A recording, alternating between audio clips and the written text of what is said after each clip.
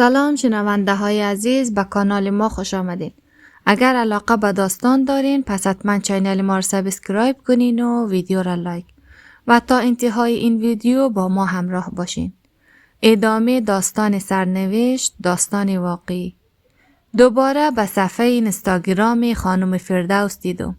عکس دختر را زوم کردم. قدش از فردوس خیلی کوتاه‌تر بود و اندام ظریف و چهره سبزه‌ای داشت. فردوس همیشه از اندام من که توپر و قد بلند داشتم تعریف میکرد و همیشه میگفت دختر باید نرم و توپر باشه وگرنه بالاش خط بکش. ولی حالا خانمش برعکس این همه بود، ولی به نهایت خوش سلیقه معلوم میشد. کنار هم لبخند روی لبان هر دویشان بود. در هر عکس فردوس خانمش را در آغوش گرفته بود و در کامنت هم یک صفحه قربان صدقه‌اش رفته بود. ولی چرا؟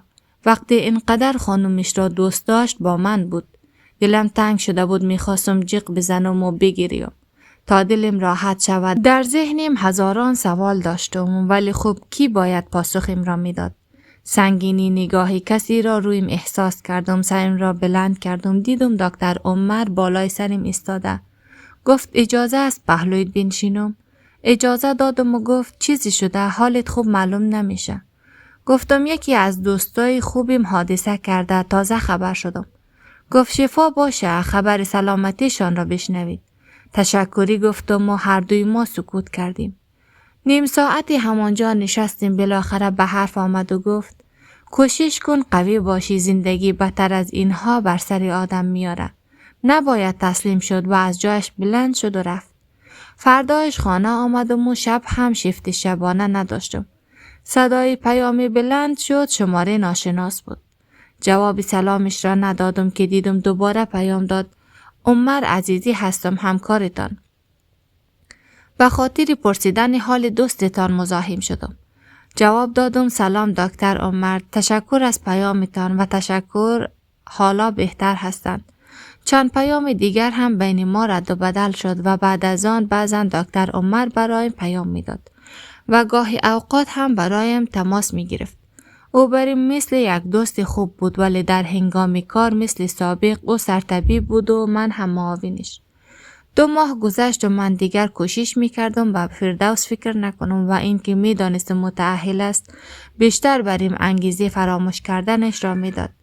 برعکس با عمر خیلی صمیمی شده بودم. بعضا با هم به خوردن قهوه و کافه می رفتیم. عمر برعکس فردوس مرد جنتلمنی بود و در همه جا خیلی با شخصیت رفتار میکرد.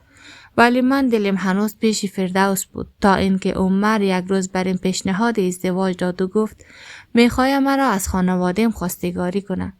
ولی من که هنوز آمادگی شروع یک رابطه عاطفی را نداشتم جوابی رد دادم. ولی عمر بدون اطلاع به من مادرش را به خانه ما فرستاد و مرا از خانواده‌ام خواستگاری کرد. مادرم از خانواده عمر خیلی خوششان آمده بود و من هم تصمیم گرفتم با عمر ازدواج کنم. دیگر عشق برای معنایی نداشت ولی باید همه چیز را برای عمر می گفتم. در ظرف 1 ماه 5 بار به خواستگاری آمدند و می گفتند تا جوابی مثبت نگیرند هر روز می آیند. مادرم از این که خانوادهش اینقدر به من احترام قائل می شد خوشش آمده بود. من به عمر گفتم که میخوایم در مورد گذشته‌ام براتان بگویم ولی عمر گفت نمیخواد بشنوه و گذشته من مربوطی اون نمیشه. من هم که دیدم خودش دوست نداره بشنوه چیزی نگفتم. من هم جوابیم را به خانواده‌ام گفتم و مادرم هم به مادر عمر تماس گرفت که 2 روز بعد به خانه ما بیاین تا برایشان لفظ بدیم. آن شب تمام هدایایی که فردوس برم گرفته بود را جمع کردم و داخل جعبه‌ای گذاشتم که صدای زنگ موبایلم بلند شد. با دیدن اسم فردوس تکانی خوردم. رد تماس دادم ولی دیدم چند بار به تماس شد. اوکی کردم و گفتم چی میخوایی؟ معذرت خواهی کرد و گفت دوستم داره. گفتم دیگر مزاحم من نشو، من قرار است 2 روز دیگه نامزاد شوم. راهی من و تو جدا شده، دست از سر من بردار و موبایل را قطع کردم. در مورد این که از خانمش خبر هستم چیزی نگفتم. نمیخواستم فکر کنه به خاطر زید نامزاد میشم. 2 روز بعد با عمر به قهوه خوردن رفتیم. عمر برای نامزدی ما خیلی هیجان داشت و من هم کوشش میکردم خوش باشم. 1 روز بعد همه آمادگی ها گرفته شده بود. مادرم به سلیقه خودش بریم لباس گرفته بود و یک گل زیبا هم برای لفت فرمایش داده بود. چند تا از فامیل ها را هم دعوت کرده بودیم تا در خوشی ما سهیم شوند. با اصرار مادرم با آرایشگاه رفتم. وقتی آمدم دیدم همه تدارکات دیده شده و با هم منتظر آمدن خانواده عمر شدیم. 2 ساعت گذشت ولی از آنها خبری نشد. من به اتاقم رفتم و شماره عمر را گرفتم ولی پاسخ نداد. دوباره کوشش کردم دیدم شمارهش خاموش شد. مادرم به مادرش تماس گرفت و مادرش هم بسیار از مادرم عذرخواهی کرد و گفت ما حاضر بودیم به خانه تان بیاییم ولی به یک بارگی عمر گفت منصرف شده. هر قدر هم اصرار کردیم قبول نکرد. نای استادن نداشتم. یعنی چی منصرف شده؟ هر قدر برایش تماس گرفتم دیدم شمارهش خاموش است. مادرم برای مهمانان بهانه کرد و گفت یک مشکلی برشان پیش آمده. نمیتونن امروز بیایند و آنها هم به خانه هایشان رفتن. با این کاری عمر غرورم پیش خانواده‌ام شکست و او باید جواب این کارش را میداد. صبح زود به شفاخانه رفتم و دیدم عمر هم آمده. مستقیم نزدش رفتم و گفتم میخوایم همراهت صحبت کنم. با هم به کافه شفاخانه رفتیم. از دستش عصبی بودم و گفتم چرا مرا نزد خانواده‌ام تحقیر کردی؟ وقتی مرا نمیخواستی چرا به خواستگاری آمدی؟ چرا پیشنهاد ازدواج دادی؟ خیلی خونسرد جوابم داد چرا که از گذشته‌ات آگاه نبودم. گفتم اوه بس بالای گذشته‌ام بود. گفتم من که میخواستم برایت بگویم ولی خودت گفتی برای مهم نیست. گفت بله مهم نبود اگر تنها گپی داشتن دوست پسر می بود. نه اینکه او را به خانه راه داده بودی و همراهش. حرف را ادامه نداد و موبایلش را روبرویم قرار داد. عکس من و فردوس بود. چند عکس دیگر هم بود که فردوس از ما گرفته بود. یکی از عکس ها در خانه ما بود. یعنی اینها را که برش فرستاده بود. خب تنها کار فردوس بوده میتونست. عمر گفت معذرت میخوایم که به خاطر من پیش خانواده تحقیر شدی. ولی من هر قدر که دوست داشته باشم بازم نمیتونم با این موضوع کنار بیایم. حق به جانب بود. گذشته من گذشته خوبی نبود. ولی من که میخواستم برایش همه چیز را بگویم. من هم از کارهایی که کرده بودم پشیمان بودم. چقدر به درگاه خداوند اشک ریخته و از گناهانی که به نام عشق با فردوس کرده بودم توبه کردم. ولی آن خداست که میبخشد. گفتم حق به جانب استی، ازت ناراحت نیستم.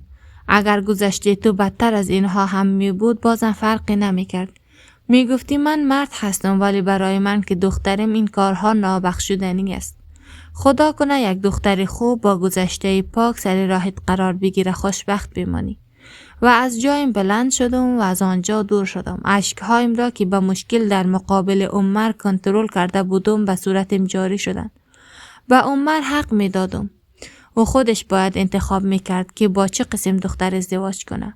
ولی فردوس چرا همچین کاری را کرد؟ من که به او بدی نکرده بودم. موبایلم را گرفتم و برش تماس گرفتم. دیدم شماره‌ام را بلاک کرده.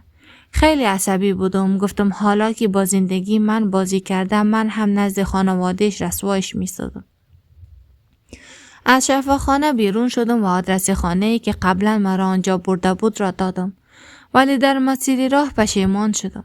فردوس هر قدرم که بد می بود من نمیتونستم به او ضرر برسانم. ته قلبم هنوز دوستش داشتم. آدرس خانه خودی ما را دادم. به خانه رفتم. همین که رسیدم مادرم سوال پیچم کرد چرا عمر منصرف شده و من هم که نمیدانستم چه پاسخی بدم گفتم من تصمیم ازدواج ندارم. اگر اضافی هستم از اینجا میرم و به اتاقم رفتم. احساس عجیبی داشتم از کاری که فردوس کرده بود. خیلی عصبی بودم. دیدم فردوس بریم تماس گرفت. با عصبانیت جواب دادم. هرچی میخواستم بارش کردم ولی او خونسردانه به حرفایم گوش میداد. گفت هورا من دوستت دارم. نمیتونم تو را با کسی دیگه ببینم. و اگر مجبور باشم دوباره هم همین کار را میکنم. گفتم پس من هم مجبورم به خانواده و خانومت همه چیز را بگویم. فردوس پرسید منظورت از خانومم چیست؟ گفتم فکر کردی نمیدانم عروسی شده هستی؟ حتی خانومت را دیدیم، اگر یک بار دیگر مزاحم من شدی، هر چی دیدی از خود دیدی و موبایلم را قطع کردم. یک دنیا شکایت ازش داشتم، از بیوفایی، از دروغ، از نامردیش، ولی دیگر چه فرقی داشت؟ که ازش حساب بگیرم او زن داشت، پس باید من هم طوری تمام میکردم که حداقل به خانمش ضرر نرسه. همیشه از این دخترهایی که با یک مرد متأهل داخل رابطه میشد بدم میآمد، ولی ناخواسته خودم با یک مرد متأهل رابطه داشتم و عاشق بودم. ساعتها به روز و روزها به هفته تبدیل شد. 5 هفته می شد که فردوس دیگه بریم تماس نگرفته بود و عمر هم از شفاخانه ما به شفاخانه دیگری کارهای تبدیلیش را انجام داد و از آنجا رفت. دختری افسرده شده بودم، همه زندگیم درس و کاریم بود. دیگه دوست نداشتم با مرد جماعت به تماس باشم. شفت کاریم را شبانه ساختم و از طرف روز هم پانتون می رفتم. امتحانات آخرین سمسترم را با نمرات خیلی بالا تمام کردم و پدرم از این بابت خیلی خوشحال بود. از پدر و مادرم که در گذشته داشتم خبری نبود. یک دنیا تغییر کرده بودن و دیگه حرف مردم برشان معنایی نداشت. فقط می گفتن هر کاری که دوست داری انجام بدی. من به خاطر گرفتن نمرات بالا موفق شدم که دوره تخصصم را در یکی از کشورهای خارجی فرا گیرم. قرار شد 2 ماه بعد به خارج از کشور برم. از اینکه موضوع فردوس نتانسته بود روی درس‌هایم تاثیر بد بگذاره خوشحال بودم. بعضی اوقات پیام‌های خودم با فردوس را باز می‌کردم و می‌خواندم. با وجود همه بدیهایش ولی هنوز هم دوستش داشتم. یک شب که مصروف خواندن پیام‌هایش بودم دیدم برام پیام داد: هورا خوب هستی؟ نوشتم چی می‌خواهی؟ چرا با وجودی که متأهل هستی مزاحم من میشی؟ گفت هورا میدانم در حق نامردی کردیم، زن داشتم ولی برات نگفتم، ولی واقعا از عمق قلبم دوستت دارم، ولی حالا از تو یک خواهش دارم. پرسیدم چه خواهش؟ دوستای عزیز، یان بود پایان قسمت 4. تا ادامه داستان. خدا نگهدار.